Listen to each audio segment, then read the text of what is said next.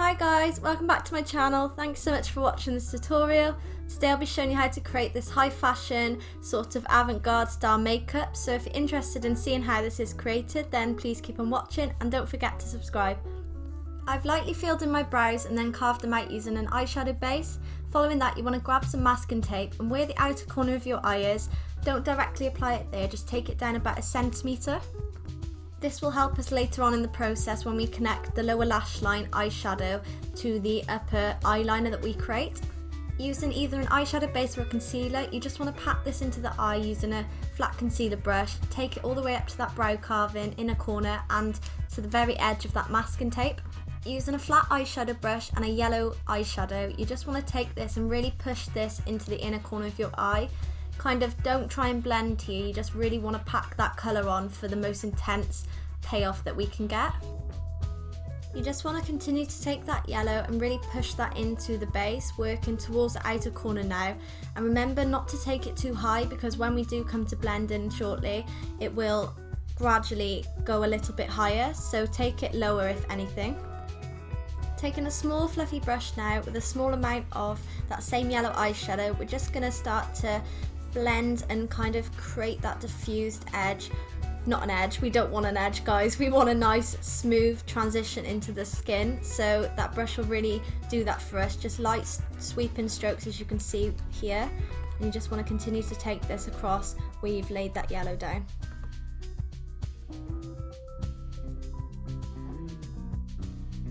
Using a small angled eyeliner brush, you just want to start to create that wing.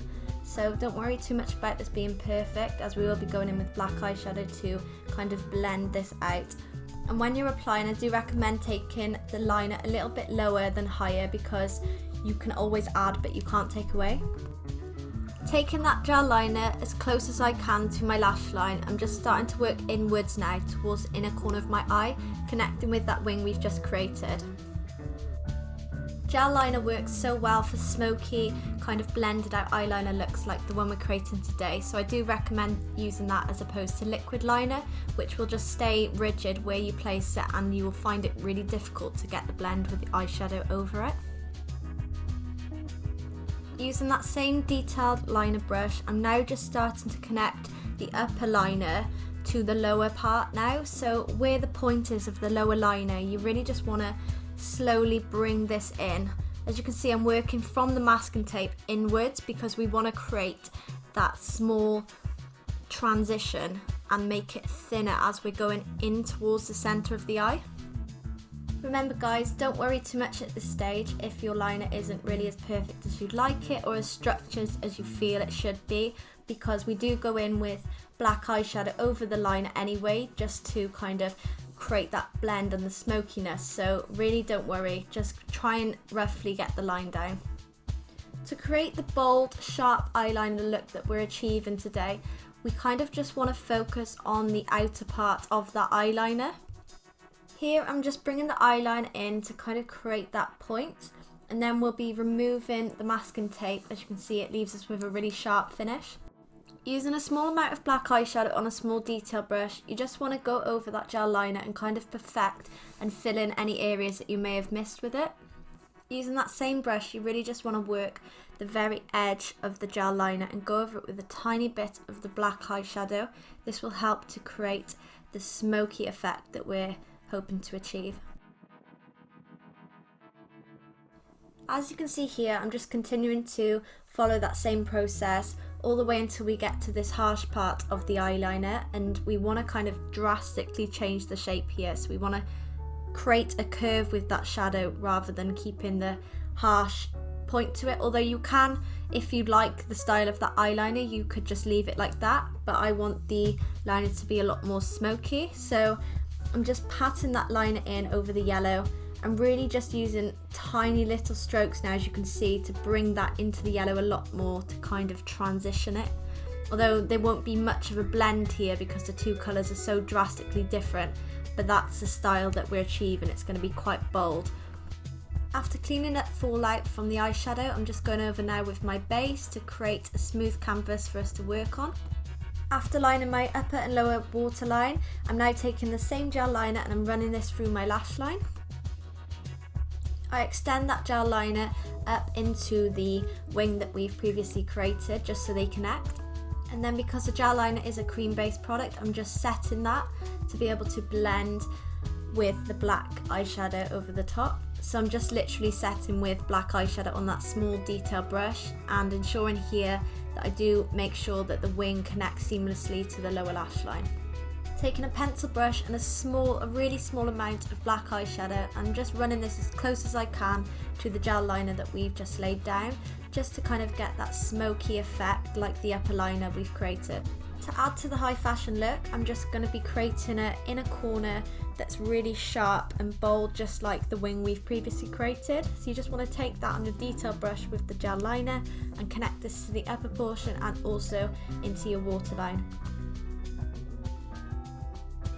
After moisturising and applying MAC Strobe Cream, I'm just going in with my foundation now, and I'm blending this in using a stippling brush on all my areas of my face, my cheeks, my forehead, chin, nose, down onto my neck slightly.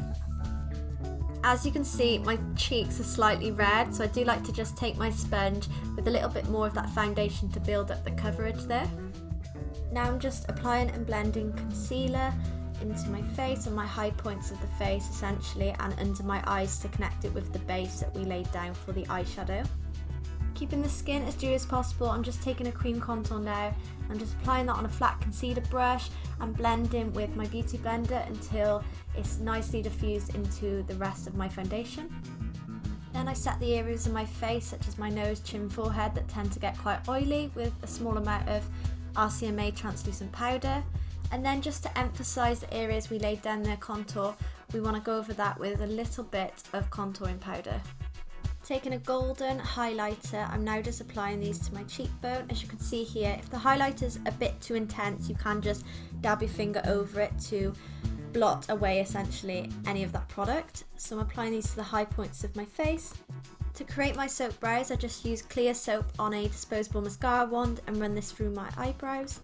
Using a small detail brush and black face paint, or a black liquid lipstick if you have one would probably be more ideal. You just want to outline your lips and then fill them in. Following this, just for that kind of vinyl glossy effect, I'm going in with gloss just to emphasize and have more of a focus on the lips.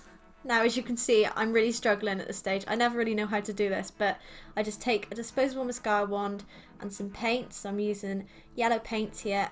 I'm flicking this over my face, literally. I love splatters because they're so random.